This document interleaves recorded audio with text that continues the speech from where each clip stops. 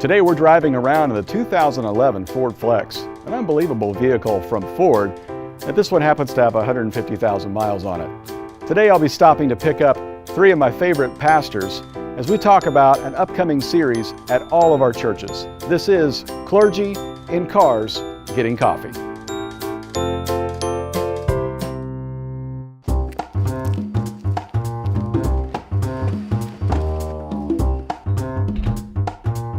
All right, you guys ready to get some coffee? Are we going to explain why we were in bowling shirts? With our names on them? I think that's just part of the charm. Yeah. All right, let's go. Why does Rusty always drive? That's what I want. Got to be in control. Yeah, it's a control problem I have. Control freak. I call it leadership. The older you get, the more you're okay with it. Yeah. It takes too much energy. I mean, I'm in the back seat like driving Miss Daisy. This is awesome. Bro, what was your first car? A mail truck. My dad.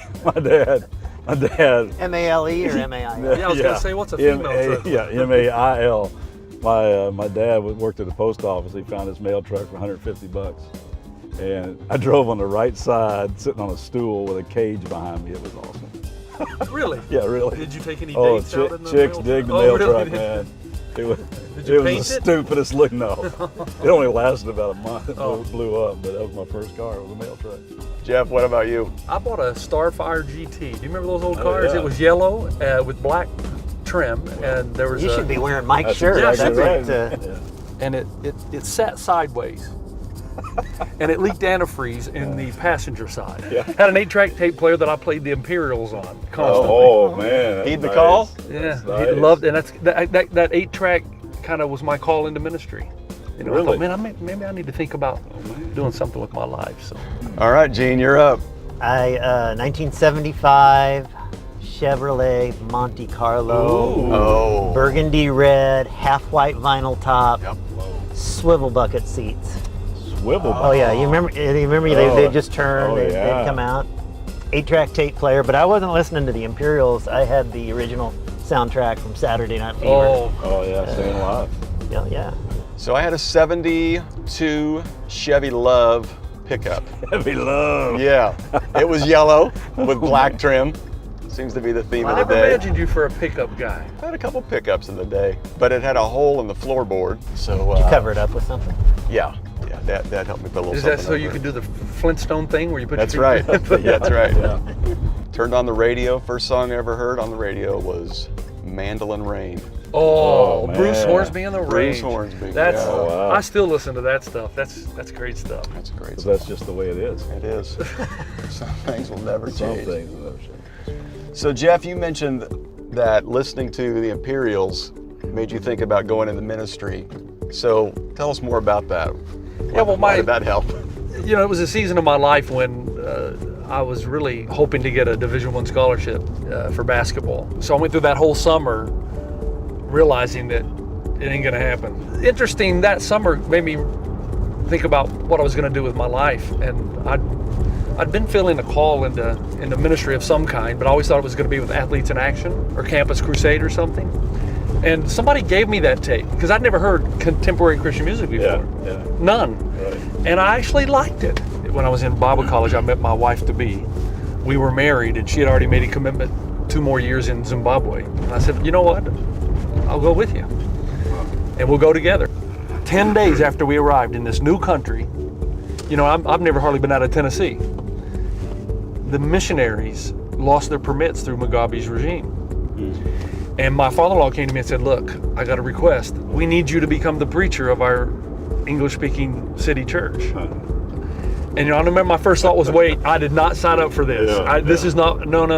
I'm happy doing what I'm doing. But my father-in-law said, you know, you just give it a try. I did it for about a month, threw up every Saturday night before the service. And over time, I realized this is exactly what I was meant to do. Yeah. What about you, Rusty? How'd you get in ministry? You know, mine's a pretty unique experience in that when I was a kid, my parents started taking me to church because they didn't really know what else to do. And our senior pastor was Dudley Rutherford's dad, Wow. Dean Rutherford. And that guy could tell stories unbelievably. So I just loved listening to him. And I remember sitting there in church thinking, man, that'd be kind of fun to do. So it kind of started pretty early for me, and then I just had great youth pastors along the way that just kept encouraging me and kind of got me to Ozark Christian College, and the rest is history.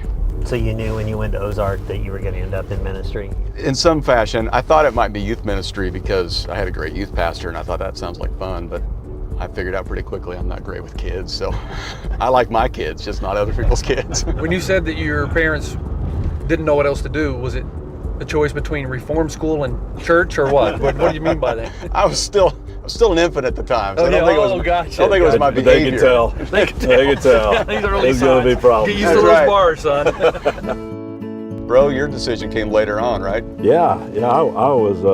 I grew up in church, and it's kind of one of those, go to church but not really have a relationship with God type of things. But when I was 17, I really heard. I probably heard it all my life, but never really heard it. You know how that happens? Yeah. But when I was 17, it's the first time I really heard about the love of God for me. Because I always thought God was kind of mad at me, type of stuff. So that really changed me, and I started pursuing Jesus. And I didn't know what I was going to do. I thought I wanted to be like a teacher and a coach, and I thought I would do that. But my girlfriend, who I was crazy about, was going to a school in Central Illinois called Lincoln Christian University, and I thought, I could go there and kind of figure out life and pursue that relationship, and then figure out what I was going to do. So while I was there, it just became really plain to me I was supposed to do this with my life. And I was like you said about the guy, I was a storyteller guy. So one time a guy comes up to me and goes, "Hey, could you do dorm devotions?" I go, "What the heck is that?" I said, "You're always telling stories, man. Just tell some stories, put some scripture with it." So I've been doing that for 40 years now, man. Yeah, John MacArthur would really enjoy that kind Yeah, of so exactly right. Exactly right. Are we really getting coffee? I promise. Okay, this is going to be one great coffee shop when we finally get there. When we get there. Now you knew kind of early on, right? Yeah, well, what's kind of unique, where Mike and I's stories intertwine is, he was talking when he was 17 about discovering the love of God, and like at that exact same time in his life, less than a mile from where he was at a church camp, like the exact same week, exact same time, exact geographic location, was when I really committed my life to ministry. And the context for that was I'd grown up in a Christian family. I'm a preacher's kid, but my dad had been a great influence on my life. And when I was 14 years old, he died really unexpectedly of a heart attack. And that was, I was just like less than a mile from where Mike was when I got the news about my dad's death on that same week. We were up in northern Minnesota at a lake. He was at a camp and I was at our family cabin. And I've not had a lot of experiences where I felt like God talked to me, but like that day, I really felt like God said to me, Gene, what happened to your dad today is going to happen to every single person on the face of the earth. That one day is going to be their last day on this planet. And I just sensed God saying, if you'll put your hand in my hand, if you'll trust your life to me, I'd like to use your life to help people get ready for their last day on this planet and to live every day in between now and then in my power and grace. And that was kind of how I just felt called to ministry that day, and so that 2 weeks later, I preached my first sermon. I was 14 years old, and it was 5 minutes long. People still say, bring back the old days. And wow, it's been quite an adventure, and a lot to be thankful for. Cool thing about Gene's story is that really we didn't know each other at all. I'm in this camp, and our student ministry guy came in and said, "Need to pray for this family that just lost their dad, 14-year-old son named Gene. You guys pray for him." So I'm praying for some kid named Gene Apple that I had never met in my life, and here we are working together. I'm getting years goosebumps later. right now. It's crazy, man. Yeah. It's really pretty crazy. Okay, so there's this great coffee place here. They're awesome because they give all their profits away to charities and missions. So it just happens to be Undergrounds. So we'll roll in here and have a cup of coffee and explain why we're wearing bowling shirts.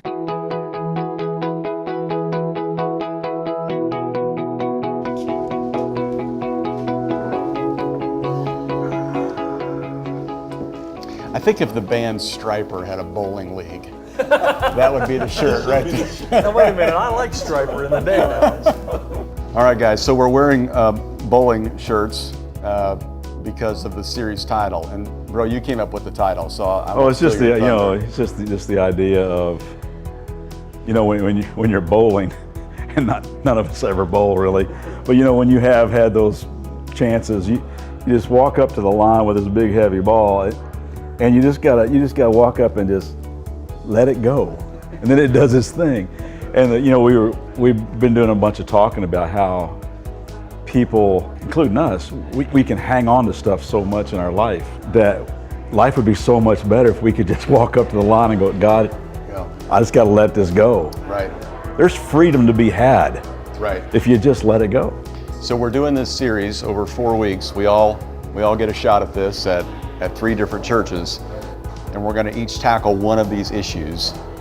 And we all kind of picked an issue that we somewhat get a little bit. So, Gene, tell us why you picked fear and why that's a big one for you to talk about. Well, I just look around today, you know, it seems like a lot of people are carrying fear relationally. What's going to happen in my marriage? What's going to happen in this dating relationship that I'm in? People are carrying a lot of professional fears. What's going to happen to my job, my company, my future? Educational fears. You know, I've got 3 millennials and figuring out what their future is going to be, and in so many areas of our lives, we look, you know, at our world, you know, globally and nationally, a lot of fears coming up. And yet, you know, the most common command in Scripture that's repeated over and over again is fear not.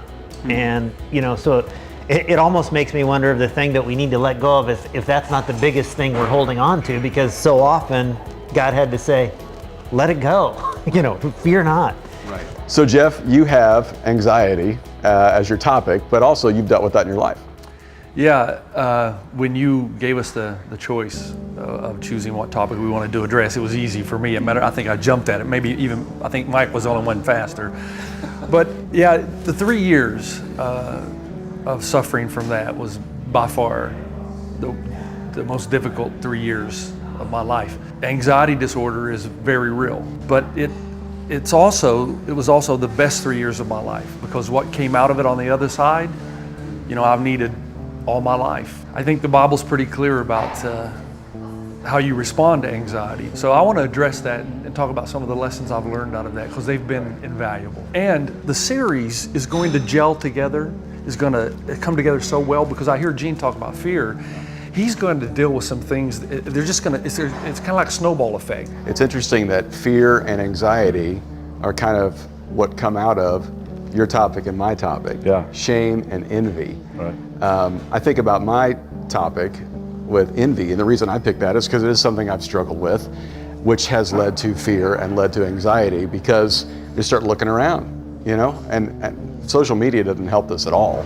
You sit around and stare at everybody else's life and you think, what's wrong with my life? Or how come my church isn't as big as Gene's church? Or how come I can't teach like Bro can teach? Or how come I'm not as smart as Jeff? Or whatever it is. I just look at all these other things. I'm really excited to talk about this subject because it's been my life.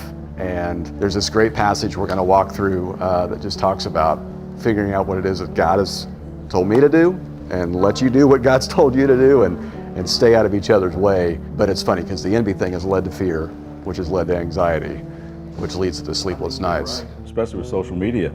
You look at everybody else's highlight reel, you go, man, my life, golly, nothing compared to theirs. What do they say? They call it Facebook because you can't spell narcissism. That's good. Hey, you know, I kept an article in my file that actually was from the Orange County Register about 25 years ago. And it's a study that was done to show that our generation today, and this includes the millennials, includes us too though, is healthier.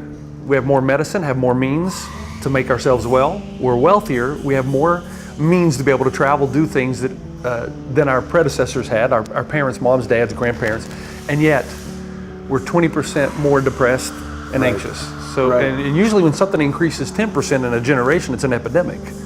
So the article goes on to show we have an epidemic of depression and anxiety in our country, and we have more than we've ever had. Now your topic lends to that. Yeah, you know, I'm talking about shame. And when you think of shame, a lot of times you think of, I'm really ashamed of what I did. It goes run so much deeper than that. In fact, I talk all the time how, you know, guilt is about something you do. Shame is about someone you are.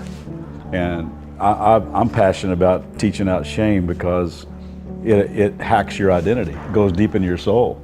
And you know, you think, I'm never be enough. I'm not good enough. I'm not perfect. I'm not. And man, you start to see yourself the way, other people see. You start to believe the lies that I think the enemy of our soul wants to feed us. And so I'm really looking forward to helping people see how God sees them. Because man, if you can move past shame, it's a new day for you. That'll be liberating for a lot of people. Well, guys, I for one, I'm just proud to be in partnership with you guys in ministry, and it's fun to see us doing ministry together. You get the chance to travel around to all of our churches. It's going to be a blast, you guys. And to get to do that throughout this series is going to be a great time. So thank you all. So here's to let it go. Let it go. All right. Let it go. Don't let your cup go. That's right.